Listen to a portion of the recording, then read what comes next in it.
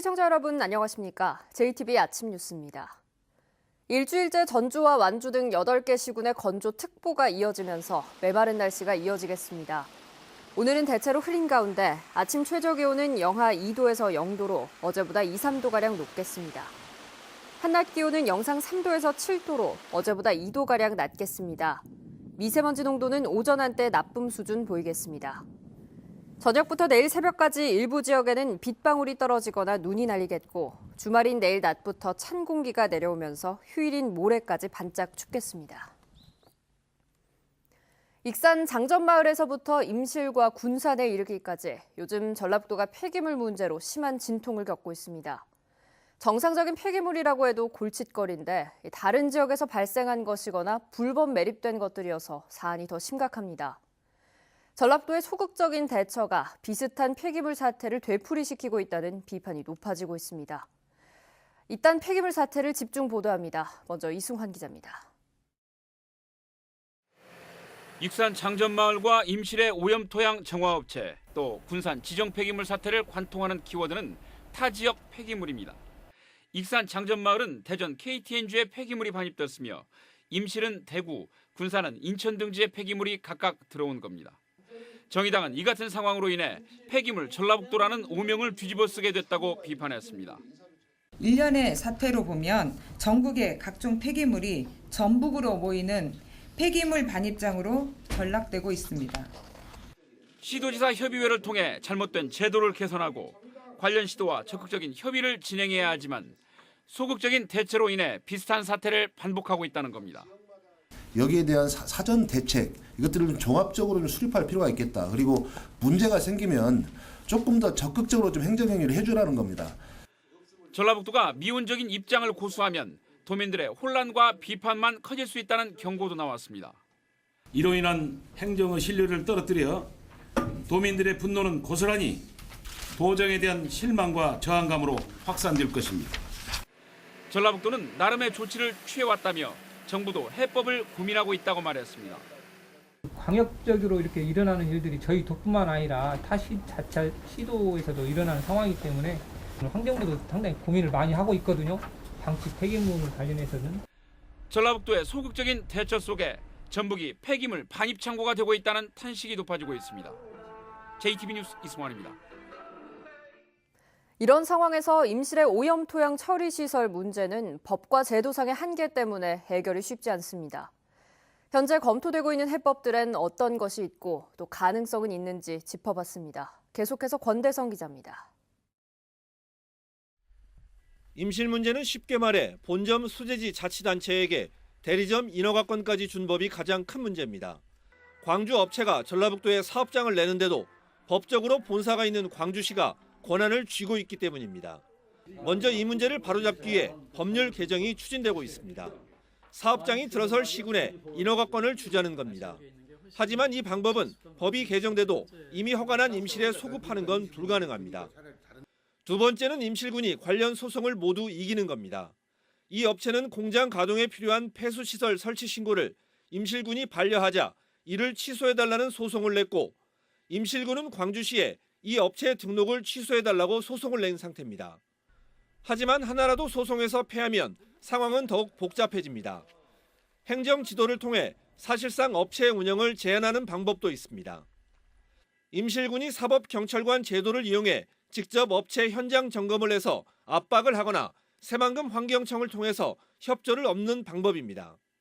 지금 임실군에서 관리할 수 있는 방법은 사법경찰관증을 임실군 직원이 발급받고 가서 점검을 하는 게 가장 현재 상태에서는 효과가 있다. 하지만 가장 좋은 방법은 광주시가 적극적인 중재에 나서 업체에게 사업을 포기시키는 겁니다. 다만 이 경우에도 이미 업체가 사업비를 지출한 만큼 임실군이 어느 정도 보상을 해주는 방안이 뒤따라야 할 것으로 보입니다. JTBC 뉴스 권대성입니다. 미세먼지 특별법에 따라 오늘부터 미세먼지가 많으면 차량 운행과 공장 가동 중단 같은 비상 저감 조치가 발령됩니다. 하지만 권고사항이 대부분이고 전북은 준비까지 덜 돼서 당장 효과를 기대하기는 어려울 것으로 보입니다. 보도에 송창용 기자입니다. 아침에 운동을 나온 시민 대부분이 마스크를 썼습니다. 미세먼지가 적은 날이 거의 없다 보니 빚어진 일입니다. 전주의 경우 올 들어서만 8번의 초미세먼지 주의보와 1번의 미세먼지 주의보가 발령됐습니다. 지금 상황은 이렇게 모든 사람들이 마스크를 안 쓰면 행동을 못 할 정도로 그 정도로 힘이 들고 있습니다.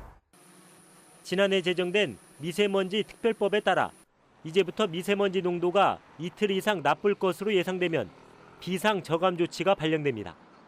비상 조치가 발령되면 시군 소각시설 3곳은 소각량을 줄여야 합니다.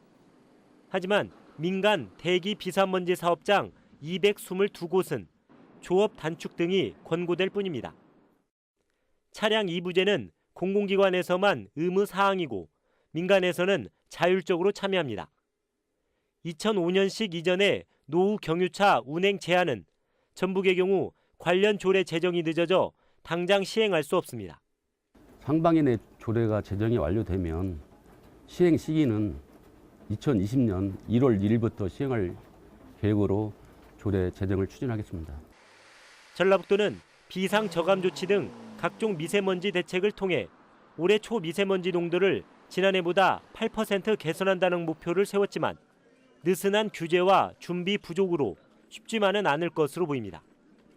JTB 뉴스 홍창룡입니다. 온라인 게임에서 상대를 쉽게 이길 수 있게 해주는 불법 프로그램이 있습니다. 일명 핵 프로그램을 중국에서 들여와 수십억 원을 챙긴 일당이 적발됐습니다. 오정현 기자가 취재했습니다. 유명 온라인 게임. 언덕에 가려 보이지 않아야 할 표적들 위치가 표시되고 이내 실제 모습을 드러내자 손쉽게 제압합니다. 불법 게임 조작 프로그램, 일명 게임 핵을 사용해 가능한 일입니다. 핵을 사용하면 아무래도 적 위치를 쉽게 알 수 있으니까 게임 플레이하는 가운데 좀 더 수월하고요. 타 게이머보다는 확실히 더 유리한. 이런 불법 프로그램을 중국 해커에게 구입해 국내에 유통시킨 일당이 경찰에 붙잡혔습니다. 지난해 4월부터 최근까지 2만여 명에게 팔아 모두 25억 원을 챙겼는데 SNS나 유튜브를 통해 홍보했고 100개가 넘는 인터넷 사이트를 만들어 팔았습니다. 서로 만나지 않고 해외 채팅방인 디스코드를 이용하여 서로 연락하였습니다. 핵 프로그램은 1일권인 7,000원부터 여러 가지 기능이 추가되고 기간이 30일까지 있는 25만 원짜리 핵 프로그램이 있습니다. 경찰은 판매 총책 22살 백모 씨 등 3명을 구속하고 국내 판매상을 붙잡아 불구속 입건했습니다. 또 중국 수사당국에 공조를 요청하고 핵 프로그램을 개발한 중국인 해커를 쫓고 있습니다. JTB 뉴스 오정현입니다. 2019 금석배 전국 학생 축구대회가 오늘 군산에서 개막했습니다. 이번 대회에서는 초등부와 중등부의 120여 개 팀이 출전해 실력을 겨룹니다. 다음 주에는 제100회 전국 동계체전이 시작됩니다. 정원희 기자입니다. 군산 출신 축구인 고 최금석 선생에 대한 추모식을 시작으로 금석배 전국 학생 축구대회가 막을 올렸습니다. 국내에서 가장 큰 규모로 오는 25일까지 12일 동안 초등부와 중등부 120여 개 팀이 열전에 들어갑니다. 특히 이번 대회부터 초등부에서는 빠른 판단과 창의적인 플레이를 유도하기 위해 8인제 경기가 도입됩니다. 8대8을 하게 되면은 선수들끼리 패스 위주로 하기 때문에 기술 축구가 항상 된다고 생각합니다. 그래서 우리 금석배에서도 8대8을 적용하고 올해로 100번째를 맞은 전국 동계체전이 오는 19일 서울과 강원 등에서 시작돼 나흘 동안 이어집니다. 전북 선수단에서는 빙상과 바이애슬론, 스키 등 7개 종목에 190여 명의 선수들이 출전합니다. 부산과 대구광역시에 거센 추격을 뿌리치고 21년 연속 4위를 달성할 수 있을지 주목됩니다. 우리 전라북도의 제일 강점인 바이애슬론 종목과 스키, 크로스 컨트리 종목에서 이번에도 상위 입상이 기대가 되고 있습니다.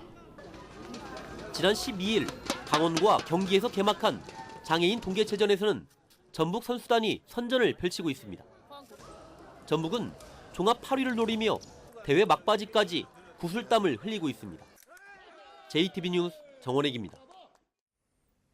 한해 농사의 풍년을 기원하는 지리산 천년송 당산제가 남원에서 열렸습니다. 순창군이 구제역과 AI 차단 방역을 위해 정월 대보름 행사를 자제하도록 당부했습니다. 조창현 기자입니다. 지리산의 안녕과 한해 농사의 풍년을 기원하는 지리산 천년송 당산제가 남원시 산내면 와운마을에서 열렸습니다. 지리산 천년송 당산제는 임진왜란 전부터 500년 넘게 이어져 왔으며 매년 음력 1월 10일 천년기념물 424호 천년송 일대에서 열리고 있습니다. 네, 우리 지리산권에 있는 모든 우리 관광객이나 지역 주민들이나 다 평화가 오고 안정되라는 그런 제를 지내는 것입니다. 순창군이 구제역과 AI 차단 방역을 위해 각 읍면에서 추진하는 정월 대보름 달맞이 행사를 자제하도록 당부했습니다. 순창군은 가축 전염병 예방 비상 근무 체제를 유지하고 있으며 유관 기관과 함께 농가 예찰, 취약 농가 방역, 백신 항체 형성 모니터링을 강화하고 있습니다. 유니세프 아동 친화 도시 완주군이 329억 원을 투입해 92개 아동 청소년 행복 정책 사업을 추진합니다. 주요 사업은 출산 축하용품 지원, 돌봄 플랫폼 구축, 농촌 유학센터 건립, 아동 청소년 사회환경 조사 등입니다. 진안군이 지난해 10월 문을 연 치매 안심센터에서 인지 건강 프로그램을 운영해 큰 호응을 얻고 있습니다.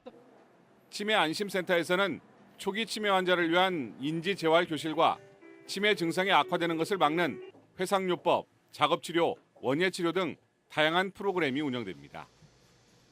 JTB 뉴스 조창현입니다. 새만금 개발을 효율적으로 추진하고 외국인의 투자를 활성화하기 위한 법안이 발의됐습니다. 국회 이춘석 의원은 개발 사업자가 사업 착수를 늦출 경우 새만금 개발청장이 관련 지정을 취소할 수 있도록 하고 새만금과 관련한 외국인은 사증 발급 및 체류기간에 혜택을 주는 내용을 담은 새만금 특별법 개정안을 발의했습니다. 이춘석 의원은 새만금 매립이 공공주도로 전환돼 속도가 붙은 만큼 국내외 민간 기업의 투자가 활성화할 수 있도록 법안 통과에 힘을 모으겠다고 말했습니다. 군산조선소와 GM 군산공장의 폐쇄 여파로 전북 지역 서비스업 생산과 소비가 부진을 면하지 못하고 있습니다.